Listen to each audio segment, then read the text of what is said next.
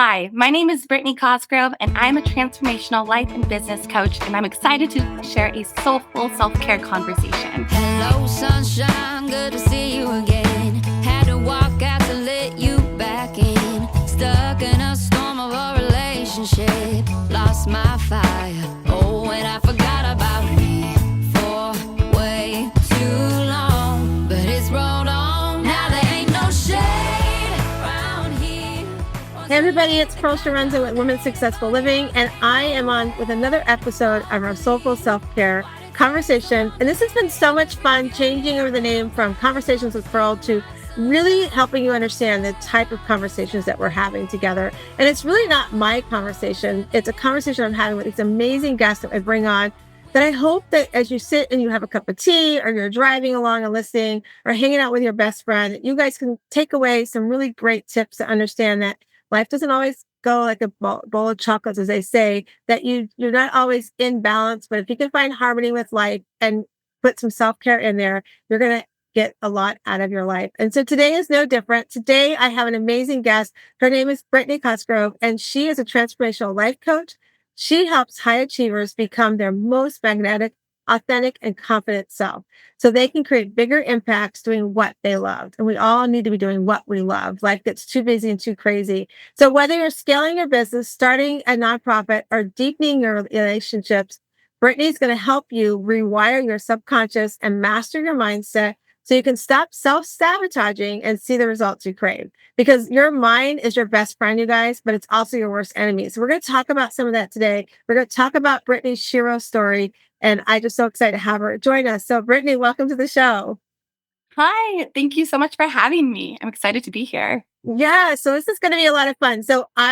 If you're new to the show and you haven't listened to us before, we always do this really fun thing. And if you're a repeat subscriber, here it comes. Brittni, when you were a little girl, we all had these dreams of what we wanted to be when we grow up, right? We want to be an astronaut. We want to be, a mom staying at home. We want to be a business owner. We just want to work that 9 to 5, whatever that dream was for us. Or maybe you want to be the president, the first female president of the US. But whatever that was, right? We grow up with these great dreams we have. And then, of course, adulthood comes. We got to go off to school, whatever that looks like for us as we hit those adult years. So sometimes we forget that the little girl inside had this dream of doing these things. But sometimes if we really take a audit of our life, we realize we're really kind of doing something along the lines of what that little girl wanted. It's just different than what she was envisioning, right? It's somewhat similar, but just a little different. And so I want to ask you, Brittni, what was little girl Brittni, when you look back, what was her goal? What does she want to be when she grows up? And what is big girl Brittni doing today? And how do they coincide together? Oh, I love this. It's so funny because I think I learned the word career, when I was 6 or 7 or so. And I was obsessed. I've always been that work oriented, very self motivated. And when I was little, I actually wanted to be a criminologist. And I loved like true crime and I loved just justice and, kind of putting puzzle pieces together and the creative thinking that goes into problem solving is really what was the nitty gritty of it. Because plot twist, fast forward a couple decades, and I am not a criminologist, but I'm actually in the life coaching world. And so I think that the bridge was really finding what is your true north, like why do you want what you want, and getting to the root of that. And when I found that, the things I love are when I get to use my creative mind and help people and help others solve problems and help others overcome challenges and help people find closure with things that quote unquote shouldn't have happened. And really, I think those are a lot of intentions that I had no idea when I was little, but are really what carried through into how I operate today, both on a personal level, but then also on a professional level, and really helping people with overcoming the doubts and judgments of others. So that's something that I did experience, was having such a unique career choice for a little girl. I faced a lot of people that said, "Oh, you're too happy, you're too bubbly for that industry, for that job." And that did get into my head, and it did fuel doubts and imposter syndrome, and made me question, like, maybe I don't know what I want. And I lost that self authority of really owning what it was that I wanted. And so when I overcame that, I realized just how easy it is for other people's thoughts and opinions to fuel how we operate. And breaking free from that is really one of the best things we can ever do for ourselves, because now I always hold space for people's opinions, but they don't get to influence how I run my life, how I run my business, or anything like that. And that right there is so powerful. I love that you share that because I'm going to talk about the other people's thoughts. I call it OPT, other people's thoughts. I call it OPT, but I love that you said that because we often, that's what happens. Like, so if you're listening to us and you have little ones at home, what you say to your littles is going to shape them for their life, right? So if you're telling them to go sit in the corner or, oh, that's not what you should be thinking, that's not really, you are actually shutting down the thoughts. You're telling somebody, go sit in the corner, your voice doesn't matter, right? So as we grow up, we start thinking those thoughts that become real for us. That little girl, as we get older, like you're describing, that people telling us, like, you're like me, I'm very bubbly, outgoing, but I'm also very emotional. And I remember, and Jim, if you're listening, I'm calling you out, but I remember Jim, I'm not supposed to call him my boss, but I still call him today my boss. Like, I spent 20 years with him. He taught me how to be a great team leader. But one of the things he would tell me is like, you get so emotional. Like, I would go in a room, he'd call me in the office. I'm thinking, oh my gosh, I'm in trouble, right? And I'd start already like being the tears kind of start to come, right? And so he would remind me that, listen, don't let other people's thoughts get in your head. Don't let what other people think stop you from being the great person you are. Like for me back then, 20 years ago, probably almost 30 years ago, it was about becoming this loan officer. I was going to be, taking over an office. And I was 8 months pregnant, and my loan officer that was working, as I was a processor at the time, that I was going to be taking over the office he was working at because he was no longer going to be at that office. And so I came home from going to New York for our baby shower. We come home and one of my other loan officers is gone. And so I have one in the office, and Jim was like, you need to go be a loan officer. I'm like, no, I can't do that. He's like, you're letting thoughts get in your way of the great thing you can do. Right. And it's like, oh, it's so true. Because growing up, it was, you can't do that. I need you to do this. Right. My dad did 3 tours in Vietnam. So I needed to be the babysitter. In third grade, I became this person taking care of others. I learned that I had to take care of others very, very early on. So it's carried with me. So to break that mold, as like you were saying, it's been hard work. And to be honest with you, Brittni, and if you're listening to us, it's never too late to start releasing the people pleasing, because I didn't start releasing people pleasing till 2015 when my oldest son was a senior in high school. Like, that's how long it took me to really get into it. We had tried for 10 years to have kids, so we had kids late. But I was like, oh my gosh, I have to change because I wasn't happy. I was stressed out. I was waking up and I was wearing all the titles, PTA volunteer, sports mom, whatever that was, but I didn't know who Pro was. So I went through this journey, as you said, like going, what do I want to do? And like you said, I used to just do health and wellness, and I started having clients say, hey, Pro, you're such a great person. Like, when I come in and tell you I ate this cupcake, you didn't be like, well, why did you eat the cupcake? You were like, so tell me about what was happening that led you to want to choose the cupcake. I really was like talking about the mindset, right? And so they started asking me to talk to their friends, and I was like, okay.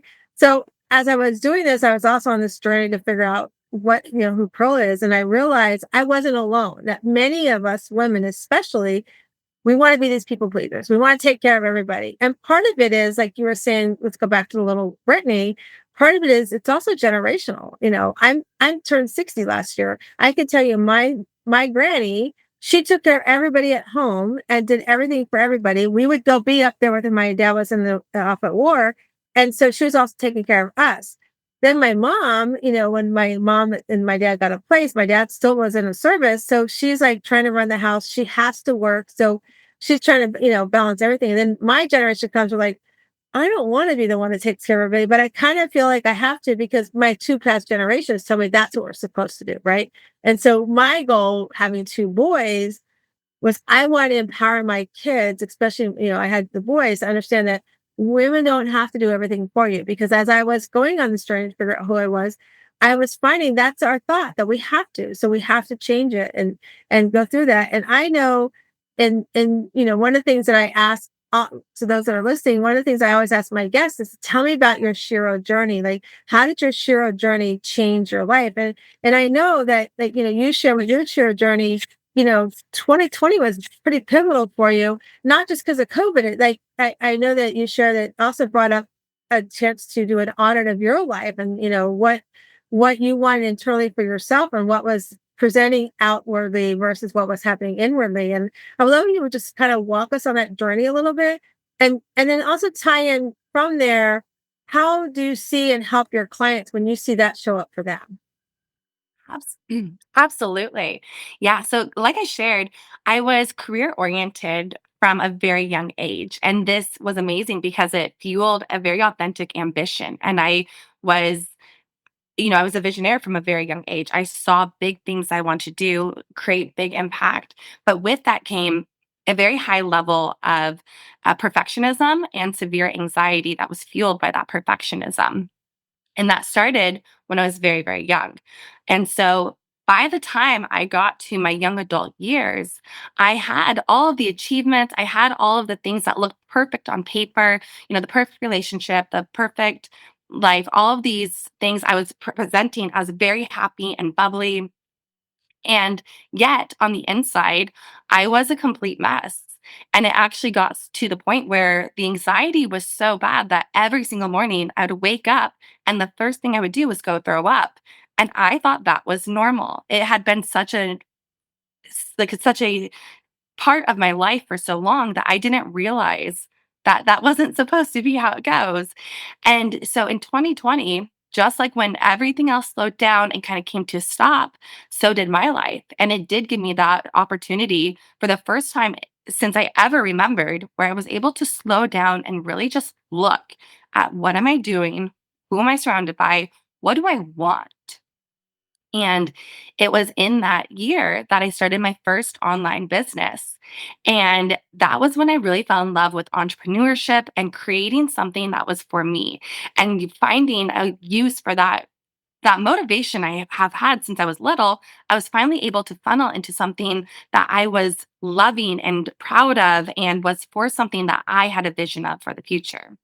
That first business wasn't the end all be all, but it did get me in tune with, what does it look like and what does it feel like to run a business and to be in this kind of creative CEO empowered place. And so at the end of 2020, I was actually looking for resources on how to grow my business. And that was when I found the coaching industry. And it was one of those things where I was listening to this other coach speak on a podcast. And I think this is why podcasting is so near and dear to my heart, is because that was how I found where I am now. So I was listening to this podcast, and everything she was talking about was looking at the root of blocks, not just looking at the surface level things like procrastination or the self doubt, but really getting to the root of, why is it there? What created it in the first place? How can you heal it so that it doesn't hold you back moving forward? And everything just felt so in tune with what I wanted. It was all about helping people with a focus on goals and healing to move forward and empowerment to make a difference, and all of these combinations. And it was the next year in 2021 that I began studying life coaching techniques and went through my first certification program. And it was a very inside out approach. So as I was learning, what does it take to be a coach, I was embodying being coached. And that was when I went through a massive healing journey. And by doing different things like inner child work and subconscious reprogramming, and working on the mindset, I was able to actually heal that anxiety that had been with me since I was maybe 5, maybe 6.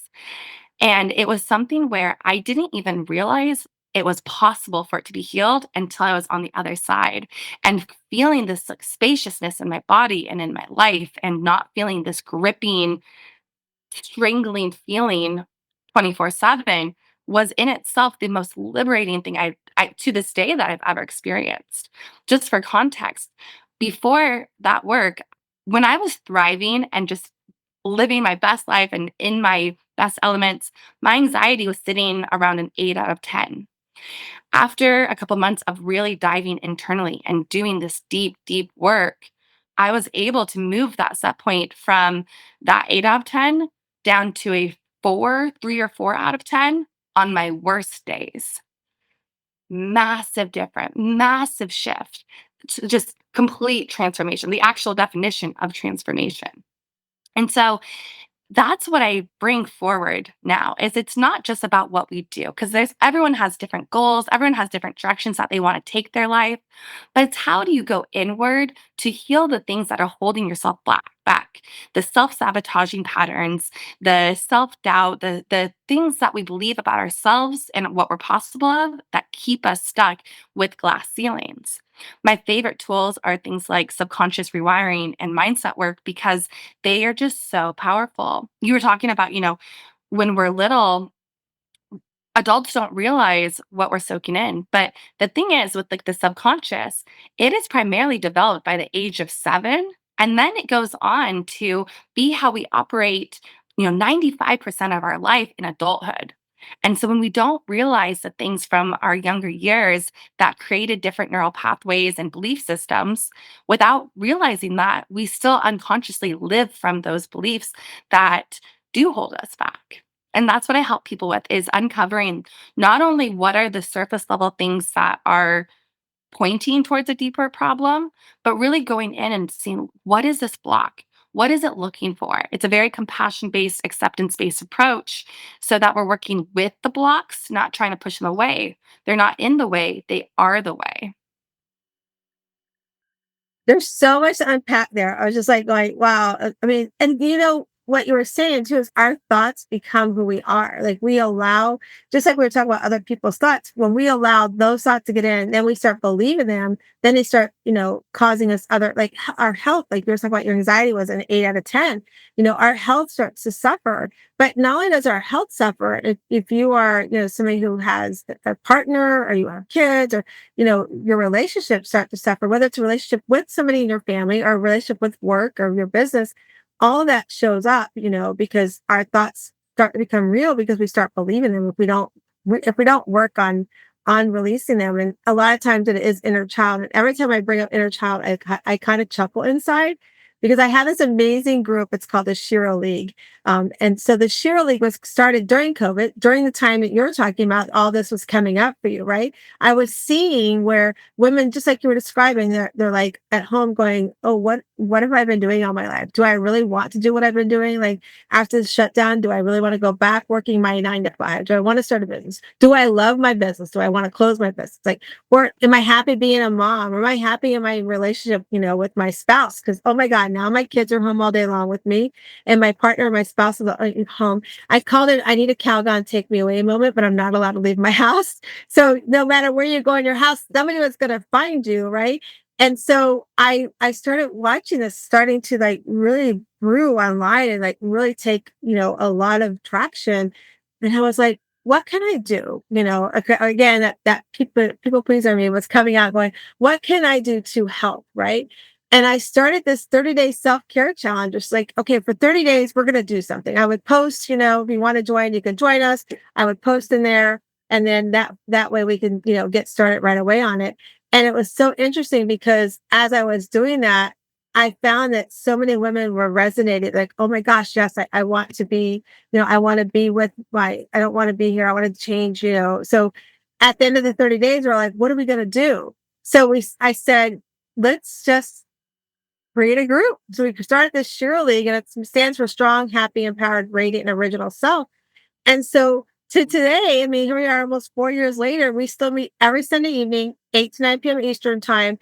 It is a membership based. You can come visit us once. So if you're listening, at the bottom of the screen, you'll learn how you can learn more about our SHERO League. But it's become this really great thing where we we do it on Sunday still today because it was like, it's a great way to end the week. It's a great way to launch your week. We celebrate the wins. We help with the challenges and everything in between. And it's like, we have things we discuss, finances, and, all different areas of your life. But sometimes I can come in and I can have a goal of what we're going to learn that day. But because somebody's had something that we need to pour into them, we sit there for an hour, we pour into somebody. It's that support, because it releases the anxiety. Because, like you said, resetting our mindset is so powerful. And when we were in this group, I wanted to do the inner child. And everyone's like, well, I didn't have any problem with my child. I'm like, don't tell me everybody has something. So if you're listening to us, I'm sorry, I'm going to disagree with you. We've all had something someone said, did, or happened to us that has affected our mindset somewhere in our adult life. And if you really sat down and you did deep work, if you really reach out to like myself or reach out to Brittni, through the deep work, you're going to find it. And you'll be like, oh, I didn't realize that's why I do this, or that's why I behave that way. I didn't realize that's why I tell myself this, or I believe that about me.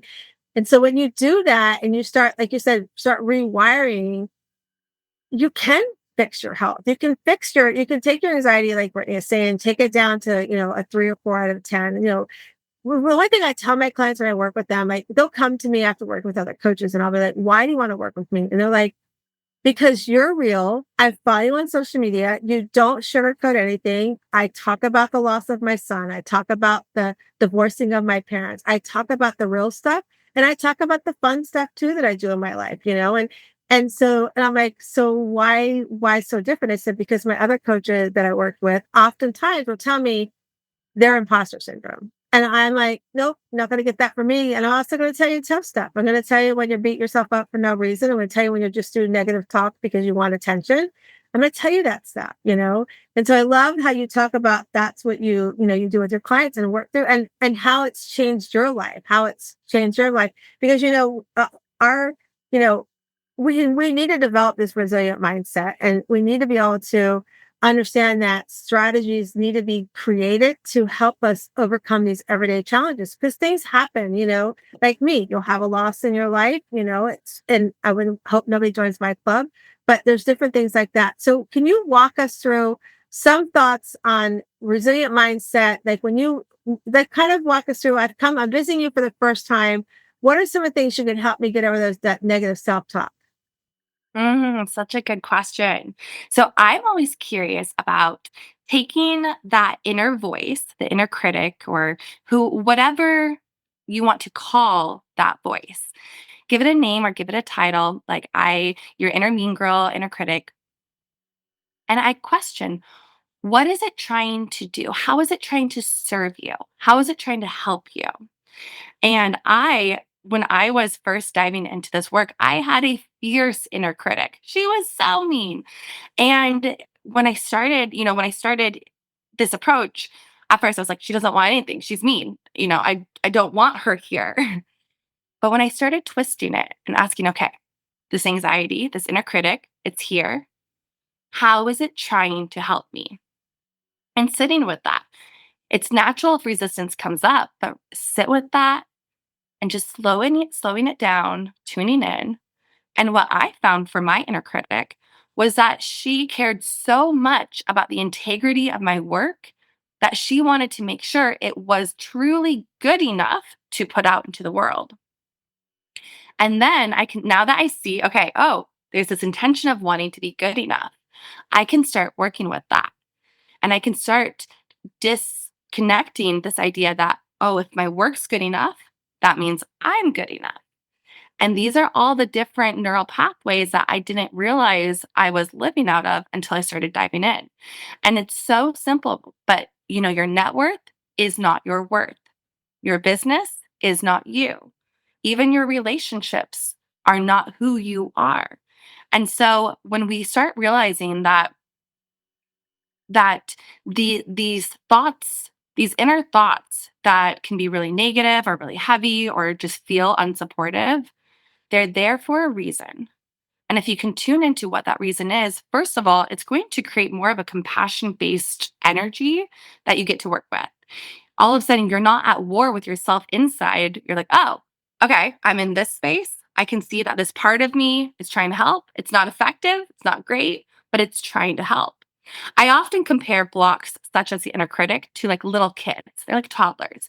They want to help. They want to be supportive. They want to be on your side, but they don't always know the best way to do so. And sometimes when they try to help, it's really messy. It creates a bit of chaos. It's not effective, but the intention behind it is good. And when we can see our blocks with that type of mindset and with that type of energy, they're going to naturally shift because we're not trying to push parts of ourselves away. We're not judging parts of ourselves. We're just saying, okay, I love that you want to make sure that what I put out is important and adds value. And now that I know that intention, I can take a new approach and say, okay, so when I'm in creating mode, let's make sure that it feels really good and valuable what I'm putting out there. That takes care of the intention from the inner critic. And then that way, the inner critic can be in the car, but they're no longer in the driver's seat. I'm laughing when you say in the car, not in the driver's seat. I'm picturing it as it's this little kid in the back seat going, "Mommy, mommy, mommy, help me, help me, help me." It's like when you describe the car, because you're right. It's like that inner critic. I love that you talk about how is it trying to help me, because we allow it to like send us down that rabbit hole so often. But if we can do that stopgap, that like when I coach with my clients, and I teach underneath the PQ, the Positive Intelligence Program. And I'm like, where's your stop? Where's your light bulb, turn off, turn on switch? And I'm often saying, like, name it, name that inner critic, like when the self-saboteur is coming up, when the risk taker is showing up, when the controller is showing up, like, what are you doing to say, no, I'll want to listen to you. Maybe I'll take a lesson from you, but you're not going to drive me because I'm not going to let you take me down that rabbit hole. Right. And so I love that you said you asked the question, like, how is it trying to help you? Like, how is the inner critic trying to help you? And understanding that no matter what it tells us, we are good enough. And that's the one thing I feel like oftentimes we don't think we're good enough. Like when you said our net worth is not our worth, right? So what you have in the bank for some people when they think about their bank account, it doesn't say what you're worth. You can have $1 million in the bank, and we've seen it. We want to talk about different people in this world. We've seen how they behave with that money, right? But you can have a penny, and you could be the most giving person in the world, and this amazing person. So it doesn't matter what's in that bank account. It's really like, how are you showing up in the world? How do you want to be remembered? One of the things, like when I coach with my clients, because especially from the people pleaser state, we want to do for everybody. We want to fix everything. Let me fix it before it happens. And if you're a parent of, like we've lost our child, Matt, our oldest one, in a tragic car accident. And we have an amazing son, Nate, who just got married. We want to be those parents that can try to stop them before they get the skin knee, but we can't. Things are going to happen. And, it's tragic that, losing a child, I would never want to be in that club. And at the same time, I have to figure out, like, what does this mean for my life? Because the inner critic in me was like, just go lay in a bed the rest of your life and cry the rest of your world away because you lost a son. But and most people, if you're on that journey of grief and you're doing that, that's your journey, and that's the journey that you're choosing right now. And I would just say that's not what you're meant to be. And I had to like really work through that, like after everybody left and the quietness and taking my own coaching tools. And the ironic thing is that SHERO League that I started for everybody else, really, when I did not realize that a few years later, it was really, I started because I knew I was going to need it in a few years, right? So having that team, having those people that can lift you up. And one of the things that I went through, like when Matt was here in the physical world, my boys saw me overcome this people pleasing. Like I said, in 2015, Matt was a senior in high school and Nate was a junior or sophomore in high school. So it was very late in life that I had started saying, no, I'm not going to do that for you. No, you have to do that for you. And if you're a parent of somebody who, or you have a loved one who is an addict in some cases, it's so hard because for people pleasing, we want to fix it and stop it. And we can't. We have to want it. They have to want it. So we have to want what is our best for our life. When I work with my clients, I'm like, what do you want at life? Like, if tomorrow's not here, what do you want to be remembered by? And I often challenge my clients, I'm like, especially the people pleasers, they have a hard time with this question. If tomorrow you're not here and at the eulogy, all your friends and family can say is what they saw you do for yourself, what are they going to say? If they're going to stand up there and say, oh, she volunteered this, she did that, she helped me do this. That's not what you want to remember for. Like, I'm going to remember, oh, Pearl showed up for everything. Pearl organized your sock drawer. Pearl brought the cookies to the thing.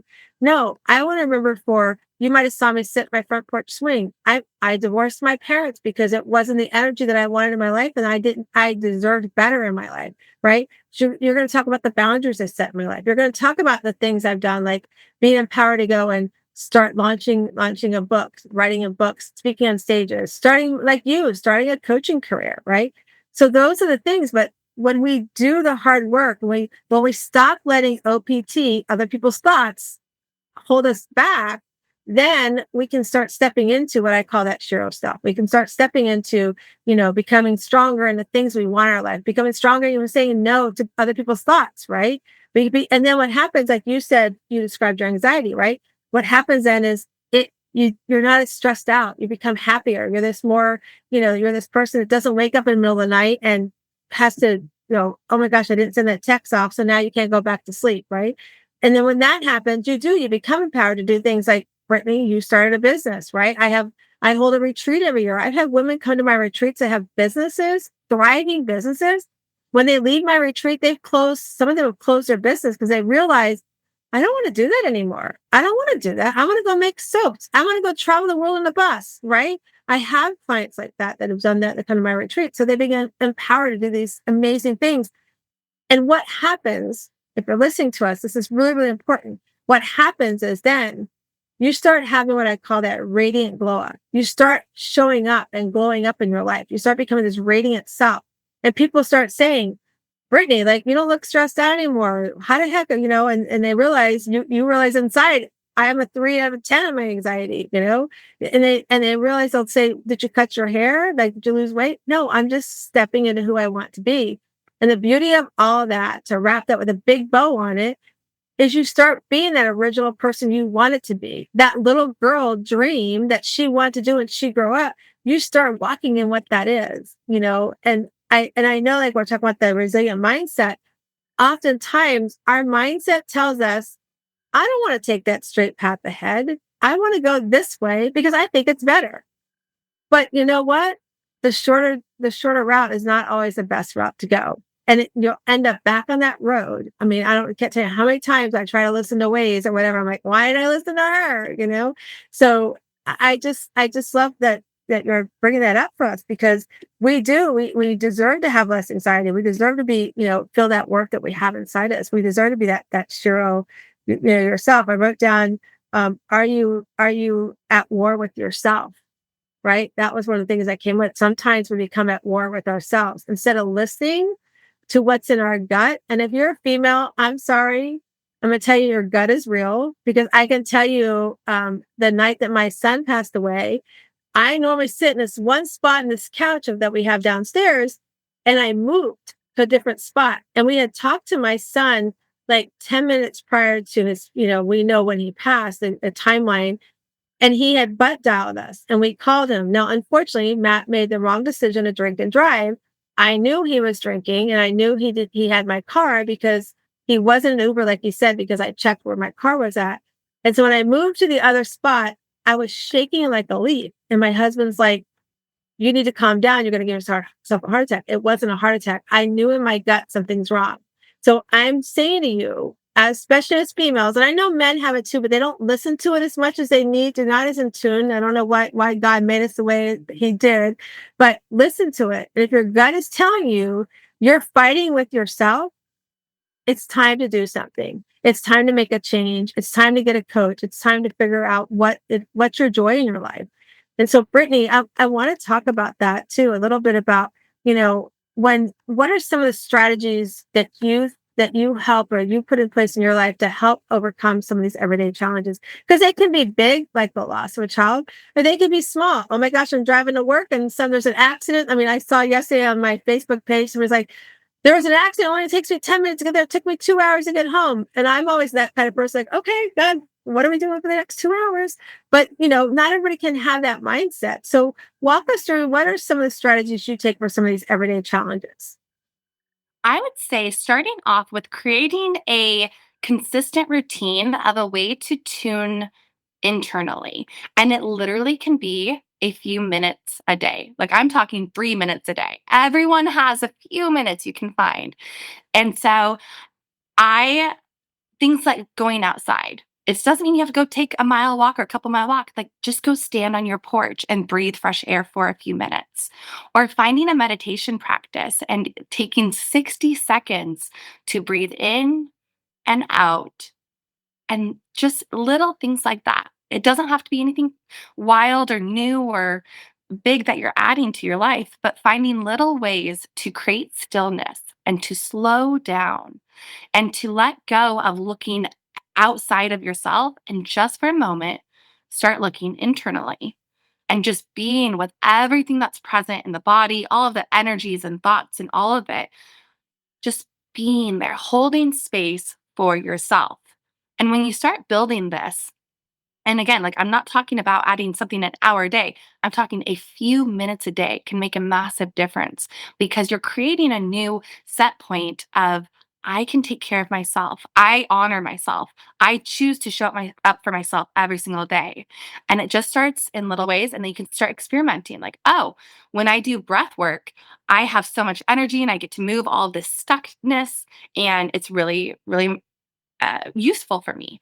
Or maybe it's you find a different meditation practice and it's like, oh, when I do a yoga flow and then sit in savasana for, I don't think I said that correctly, but when I sit with it for 10 minutes afterwards and I just breathe and meditate, then I can find stillness. Or taking a walk, like whatever it is for you, finding ways to slow down life. We are so overstimulated in every area from our phone. How many of you listening, the first thing you do when you wake up is you go through your notifications since the last time you picked up your phone, right? There's so much that we are taking in all the time. And it can take us away from it. I love that you brought up our intuition because that is one of the most powerful tools and resources that we have with us all day, every day. And it is the truest, purest form of intelligence that we can tune into. And so when we are learning to listen internally first rather than externally, I also encourage you to tune into where is your intuition showing up? How does it show up for you? Where do you feel it? And learning, can you discern, making sure it's genuine intuition and not fear based thoughts? Does it feel heart based? Does it light you up? Really tuning into it that way. But it starts with, like I said, creating an intentional way of creating space to listen for it. Because life is so loud, we have to start by setting up a place where we can hear it. I was just writing around, life is so loud. Life gets so loud. It really does. And I like that you talk about like creating an intentional space. That's one of the things. I have a front porch swing and I tell all my friends that are locally, I'm right across the street from an elementary school. So when we first moved here 4 years ago, we downsized. I would see the moms that parked out front, like, hey, get out of your car, come sit in my swing. Like, you don't even have to talk to me. Like, just come sit in the swing. And I've had people show up in my swing and my Pearl, there's so many other friends late. I'm like, just let her sit. Just don't mess with her. Let her have her time, right? Because and that's just it's just a way of like creating that space, like you said, getting outside, feeling all of that. Because we have to be with ourselves so that we can show up for those others that we want to show up the way we want to. Because, like I said, if we don't do that, we're not showing up 100% of the time for us. We cannot. They talk about filling a cup. I truly believe that you got to overflow your cup for yourself before you can even give to somebody else. And so I love these strategies. I love that you talked about, having a new set points. I think if this is something you haven't done before and you're listening to us, just start somewhere. It's just set that point, create a new set point, go stand outside, like Brittni said, and just yell, scream, take it all in with a cup of coffee. You don't have to talk to a neighbor that walks by. Just be like, I'm going to take in the fresh air, because you may not have that fresh air tomorrow. And if you're listening to us and you're somebody who works the long hours at their job or you're overwhelmed with the kids or it's just life you feel like is causing your anxiety to be, high on the 10, I'm just going to tell you that tomorrow somebody's going to slide into your job if you're not here. Your family's going to figure out how to thrive. It's not going to be the same without you, but they're going to learn how to cook. They're going to learn how to clean.